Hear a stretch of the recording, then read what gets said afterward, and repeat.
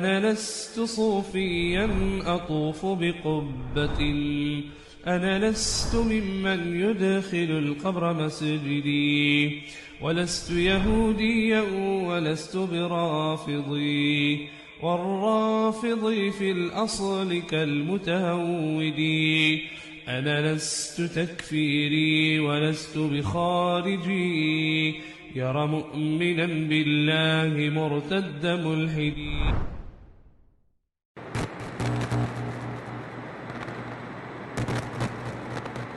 N'importe qui pose une question sur n'importe quel sujet, que ce soit au sujet de la religion, que ce soit une vision que le disciple a vue, un rêve qu'il a vu, ou que ce soit au sujet de la biologie, de la physique quantique, des mathématiques, n'importe quel sujet, le shir en fait va répondre directement. Donc c'est comme si, pour imager, toute la science se trouve dans un océan au-dessus de lui par exemple, et dès qu'on pose une question, c'est comme s'il ouvrait une porte, et directement ça descendait et ça coule vers nous. Et ça, il nous l'a dit, je ne lis aucun livre, je n'apprends rien du tout, tout vient par inspiration. C'est pas comme les chouyours qu'on voit qui ouvrent des livres devant eux, ils vont te faire des douros à travers un livre, etc. Ça n'existe pas chez nous, ça. Directement le shir, en fait, ça descend et ça nous est transmis. Donc, ikhwa, la science ne descend pas du ciel en une nuit. Comme a dit le poète, لا يورث العلم من الأعمام ولا يرى بالليل في المنام لكنه يحصل بالتكرار والدرس بالليل وبالنهار. La science ne se transmet pas par héritage des oncles, ni ne se voit la nuit dans les rêves, mais elle s'acquiert par la répétition et par l'étude de jour comme de nuit. En parlant de ça, j'ai vu une fois un francophone de la secte Karkariya. Pour ceux qui ne connaissent pas, ce sont des soufis habillés en vêtements rapiécés de toutes les couleurs, dans une vidéo se moquer des chouyours d'Ahli Sunnah qui enseignent avec un livre devant eux pendant le dars. Et lui, il a dit fièrement, cela n'existe pas chez nous. Et il avoue carrément que son cheikh al-Karkari n'apprend rien et ne lit aucun livre, mais que la science lui vient directement d'Allah Azza wa Jal. Alors que cet ignorant oublie que la demande de science est la meilleure des adorations après les obligations, comme l'a dit l'imam al-Shafi'i rahimahullah. Et que fait-il du hadith إنما العلم بالتعلم? La science ne s'acquiert qu'en apprenant. والذين أخذوا العمل وتركوا العلم هم النصارى ومن وافقهم من المتعبدة والمتصوفة الذين يعبدون الله على جهل وضلال ولا يريدون العلم. لأن الصوفية كما تعلمون ما يرون طلب العلم، يقولون لا تعلموا لأن العلم يشغلكم عن العبادة، طلب العلم يشغلكم عن العبادة وعن ذكر الله، تفرغوا للعبادة والذكر، ويبيجيكم العلم من الله جل وعلا، إلهام من الله. يقول لهم الشيطان كذا، يزهدون بطلب العلم، فلذلك وقعوا فيما وقعوا فيه. نعم، يحذرون من طلب العلم الآن، يقولون لأنه يشغلكم عن العبادة، هذا ظاهرهم، ولكن قصدهم أن العلم يحذر مما هم عليه فهم لا يريدونه، لأن العلم يحذر مما هم عليه، يكشف سترهم فلا يريدونه. نعم. Effectivement, Nabi sallallahu alayhi wa sallam peut être vu à l'état d'éveil. Je me suis vu faire du dhikr avec Nabi alayhi salatu salam. J'ai vu effectivement Nabi sallallahu alayhi wa sallam. Wallahi ikhwa, ceux-là, yal'abu bihimu shaytan. Au point que si tu les écoutes, tous ou presque ont vu le prophète sallallahu alayhi wa sallam. On ne parle pas d'une vision dans le rêve. Eux l'ont vu en état d'éveil. Il y en a un même qui dit qu'il a vu 7 prophètes, Allahumma barik. J'ai vu 7 prophètes dans cette halwa grâce à Sidi Shir. Et ils te sortent le hadith, celui qui m'a vu en rêve m'a réellement vu car le diable ne prend pas mon apparence, rapporté par Al-Bukhari. Comment tu réponds à cette choubha? Eh bien tout simplement les savants ont dit que oui, le diable ne peut pas prendre l'apparence du messager sallallahu alayhi wa sallam, mais il peut prendre une autre apparence et prétendre qu'il est le messager. Voilà pourquoi il est rapporté d'Ibn Sirin, rahimahullah, que lorsque les gens venaient lui dire qu'ils avaient vu le prophète sallallahu alayhi wa sallam en rêve, il leur demandait de lui décrire afin de confirmer leur vision ou pas. Car si tu n'as pas étudié comment était physiquement le messager sallallahu alayhi wa sallam, comment peux-tu savoir si c'est lui ou pas? Et entre parenthèses, je vous recommande un livre concis regroupant les descriptions physiques du prophète sallallahu alayhi wa sallam qui s'intitule Shama'ilun Nabi de l'imam At-Tirmidhi rahimahullah. Que dire si tu ne vois même pas son visage dans ta vision, comme la plupart de ceux-là qui racontent qu'ils ont vu comme une lumière juste. Ya akhi, peut-être que tu as vu Khinzeb ou encore le petit-fils d'Iblis et toi tu crois avoir vu le prophète sallallahu alayhi wa sallam. Allah al-Musta'an. Mais il faut savoir que tout Karkari, lors de son initiation, lorsqu'il se rend à la Zawiya de leur gourou au Maroc, eh bien au bout d'un moment, on l'invite à rentrer en khalwa, qui consiste à s'isoler seul dans une pièce pendant plusieurs jours, à faire du dhikr en état de jeûne. Et bien évidemment, chacun d'entre eux espère voir comme les autres avant lui, c'est-à-dire voir apparaître en personne le messager d'Allah sallallahu alayhi wa sallam. Et évidemment, le voir est considéré comme une karama, yani un don qu'Allah t'accorde pour ta piété. Donc vous imaginez la gêne de sortir au bout de 3 jours de khalwa sans avoir rien vu, alors que Foulen le rappeur juste avant toi a vu 6 prophètes et 4 compagnons. Yani meslah. En faisant le dhikr, en disant Allah, Allah, Allah. Et si seulement ils se contentaient des adhkar tirés de la sunna, comme l'istighfar ou le tasbih, mais au lieu de ça, ils vont se fatiguer en vain à rabâcher en boucle Allah, Allah. Alors que la règle dit La yujadu fil adhkar il mashru'a ma laysa bi jumlatin mufida. Il n'y a aucun dhikr légiféré dans notre religion qui ne soit pas une phrase complète. Car si tu dis juste Allah, nous te disons Allah quoi? Allahu Akbar, Subhan Allah, Alhamdu Lillah, wa hakadha. Mais leur père spirituel Ibn Arabi l'apostat leur a appris dans son livre Al-Futuhat al-Makkiyya que les gens se divisent en 3 catégories en ce qui concerne le dhikr. Premièrement, il y a Al-Amma, les gens de la masse, dont le dhikr est La ilaha illallah. Donc les Sahaba sont des gens de la masse pour Ibn Arabi le Soufi.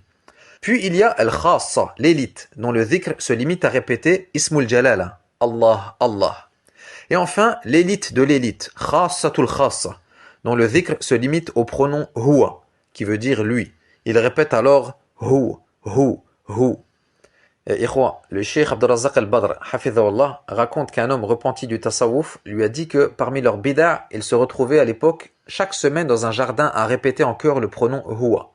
Et cet homme dit au Cheikh, Wallahi Cheikh, si tu passais derrière le mur et que tu nous entendais, tu te dirais que ceux-là ne font pas partie de Bani Adam. فإن إطلاق لفظ الجلالة منفردا عن إخبار عنها بقولهم الله الله ليس بكلام ولا توحيد وإنما هو تلاعب بهذا اللفظ الشريف بإخراجه عن لفظه العربي ثم إخلاؤه عن معنى من المعاني ولو أن رجلا عظيما صالحا يسمى بزيد وصار جماعة يقولون زيد زيد زيد لعد ذلك استهزاء وإهانة وسخرية ولا سيما إذا زادوا إلى ذلك تحريف اللفظ.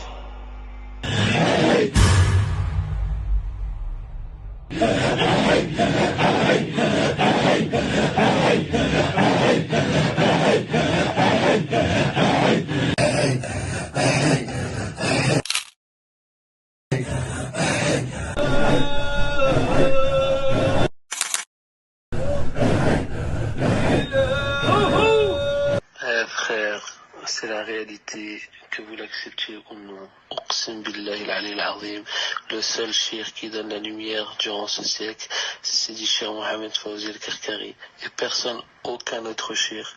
Et wallah, que s'il te la donne pas, tu ne la verras jamais.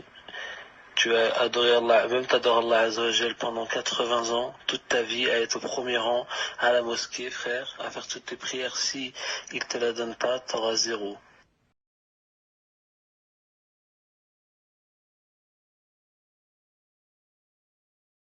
Et pour revenir au gourou des Karkari, ne vous faites pas avoir par son côté sympathique, où on le voit en photo faire du quad à Bali, ou poser avec sa femme devant la tour Eiffel, ou éplucher des petits pois. Je vais vous lire quelques vers de poésie qu'il a écrits pour que vous compreniez la réalité de cet homme. Mais avant, je dois vous préciser pour ceux qui ne le savent pas que Naqilul kufri laysa bikafir. Celui qui rapporte ou transmet une parole de kufr ne devient pas mécréant, comme le disent les savants.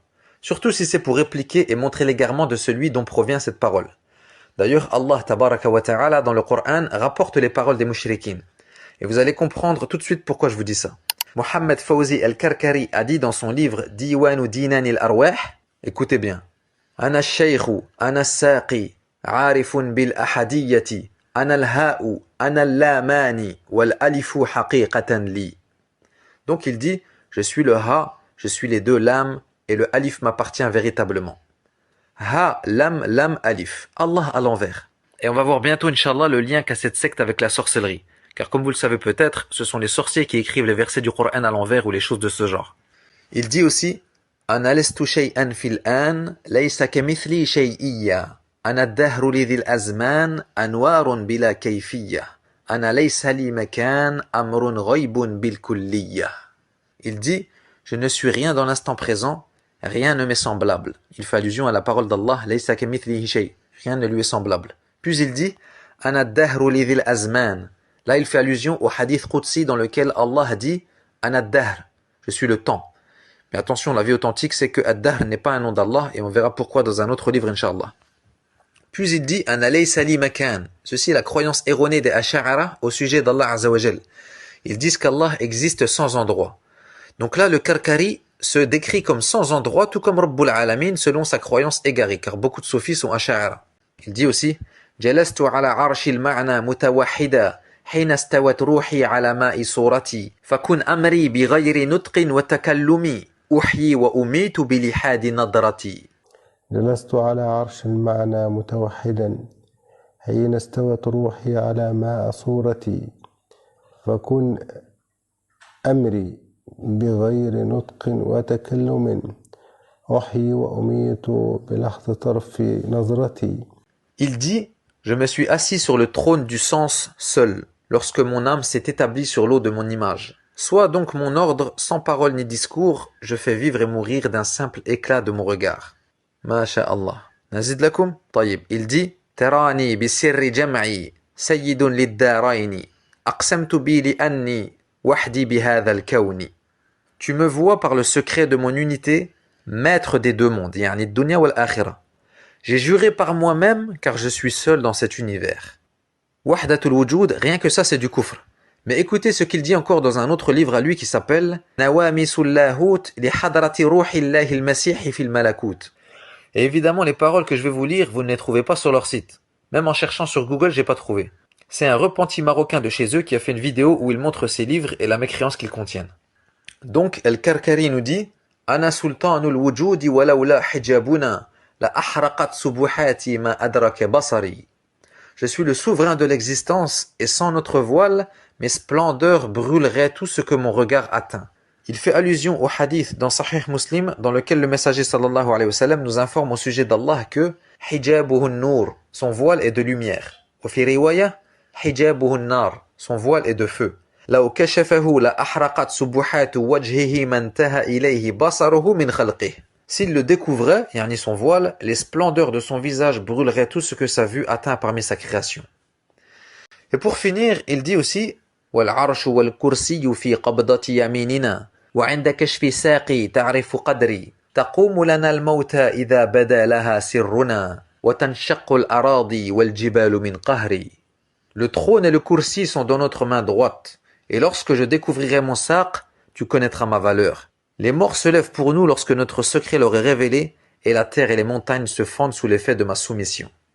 Voilà, ikhwa. Et il a même un poème intitulé Katabtu bil-lawhi unwana haqiqati.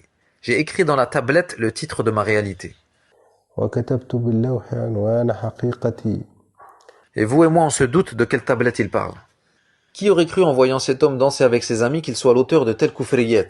À croire qu'il essaie de détrôner Ibn Arabi qui disait العبد رب والرب عبد يا ليت شعري من المكلف. الصوفية ما دخلوا دين، والله الصوفية دخلوا دين. لو ربنا طور أبو لهب حيقول لا حول ولا قوة إلا بالله.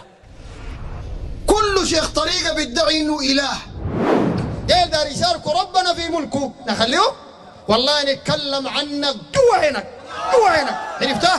ناس يقولوا نحن الله عديل، ويقولوا والله يا أخي العيش لازم يرخص، العيش أبشرك حيكون ما في. طب إذا الناس استمرت بالحال ده وده السبب الموجة الحاصل إنه له تضخم وده طار الدولار والاسترليني ركع، لا لا لا، الحاصل الصوفية ديل نشروا الشرك، عشان كده العيش بقى ما في. ده الحاصل باختصار شديد. ربنا قال الله لا إله إلا هو الحي القيوم لا تأخذه سنة، نعاس ما ياخذ ربنا. شيخك ده بنوم وبيموت وبيشيل الابريق بيمشي الحمام. عبد مخلوق زيك بيبول وبيدخل الحمام وبيجيه نزله بيطلع عينه برا، عرفت كلامي؟ وبيجيه ملاريا، عرفته؟ وراسه قد يكون فيه قمر ذاته. تجي تعبد من دون الله عز وجل وتخلي ربنا تبارك وتعالى الحي الذي لا يموت. وقال الله عز وجل قل هو الله احد الله الصمد لم يلد ولم يولد ولم يكن له كفوا أحد. ربنا سبحانه وتعالى. شيوخ الصوفية كلهم خلاصة كلامي كلهم بلا استثناء ولا واحد ما فاضل منهم، كلهم ديل أولياء للشيطان وسحرة، ناس بتاعين سحر، عرفت كلامي؟ فدل حزب الشيطان وأولياء الشيطان، فما يجوز لزول أصلا يبقى صوفي ولا يتابع له طريقة صوفية أبدا أبدا أبدا. J'ai décidé d'aller prendre la bay'a avec Sidi Cheikh. Quand j'ai voulu prendre la bay'a avec Sidi Cheikh, je devais, comme tous les disciples, aller au Maroc. Parmi ces égarements également, il y a le fait qu'il prend la bay'a de ses disciples. Alors que l'allégeance au Maroc se donne à qui? On l'a vu dans le cours précédent. Oh, toi vivant au Maroc, ou même vivant en France mais ayant la nationalité marocaine, à qui prêtes-tu allégeance? Ni à Macron ni à Karkari. Ta bay'a est pour Al-Malik Mohammed al-Sadis, waffaqahu Allahu li kulli khir. Et dans leur site officiel en français, en réponse à ceux qui ont accusé leur gourou de sorcellerie, je ne sais pas pourquoi exactement, regardez ce qu'ils ont répondu. Je cite. Ibn Arabi, radiyallahu an, rien que ça, a pris la science de la simia dans le 2e ciel lorsqu'il y fut élevé. Et il dit, et dans cet état de présence spirituelle, on apprend la science de la simia, basée sur les lettres et les noms divins, et non pas sur les pratiques mêlant les fumées, le sang et autres. Taïb. Et ils argumentent également par un savant parmi les soufis qui dit, je cite, lorsqu'il avait besoin de dirham, il prenait des œufs qu'il cassait et mettait dans un récipient avant de réciter dessus. Et c'est alors que les morceaux d'œufs se transformaient en dirham. Au début, je pensais qu'il s'agissait de magie et de prestidigitation. Je pris donc le récipient et l'examinai, mais ne parvins pas à déterminer de quoi il en retournait. Je lui demandai de me donner une explication et il me répondit, ces dirhams, c'est un khadim d'entre les djinns qui les apporte et les place dans ce récipient en quantité égale au nombre de morceaux d'œufs que j'y ai mis. Il s'agit là d'une dette qu'il a et qu'il remboursera jusqu'à en être entièrement acquitté. Et là, j'ai été choqué. Je me suis dit, Bilal et Manef, ça voulait pas. Mais non, ya Allah, tout sauf la tariqa Karkariya, comment je vais porter leurs vêtements et tout. C'est ça. Manef, ça voulait pas. Manef, parce que purée Bilal, tous les gens, ils vont rien comprendre, ils vont te prendre pour un fou et tout. Voilà un peu ce qu'on trouve dans cette tariqa dite Karkariya. En plus du fait qu'il s'habille ainsi soi-disant par modestie, alors que cela rentre sans aucun doute dans libas al-shuhra, les vêtements de renommée par lesquels on se fait remarquer, que le prophète sallallahu alayhi wa sallam a interdit de porter. Subhanallah. Lorsque Dimam ibn Tha'laba radiyallahu an entra dans le Masjid Nabawi pour la première fois, il demanda « Ayyukum Muhammad » Qui d'entre vous est Muhammad? Tellement le prophète sallallahu alayhi wa sallam était modeste, on ne le distinguait pas des autres compagnons. On lui dit alors « Hadha ar-rajulu al-abyadu al-muttaki » C'est cet homme blanc là-bas qui est adossé. Et le messager sallallahu alayhi wa sallam a dit Inna Allah jamil yuhibbul jamal. Certes, Allah est beau et aime la beauté. Il a dit aussi sallallahu alayhi wa sallam Inna Allah yuhibbu an yara athara ni'matihi ala abdih. Certes, Allah aime voir les effets de ses bienfaits sur son serviteur. Donc personne ne vous demande de vous enlaidir pour soi-disant rabaisser votre nafs. Est-ce que Malik, Shafi'i ou Ahmed ont fait ça? Abadan. Mais malheureusement, il y a des gens qui ont un penchant pour l'égarement. Wallah al-musta'an.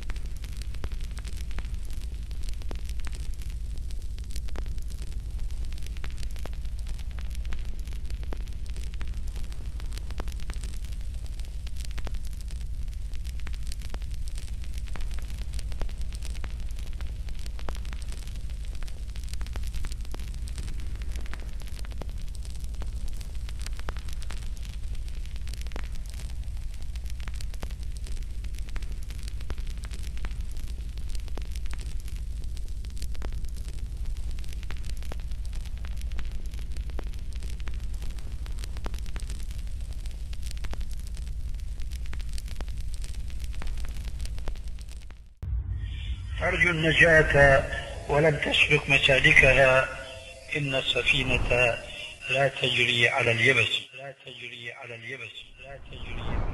أنا لست صوفيا أطوف بقبة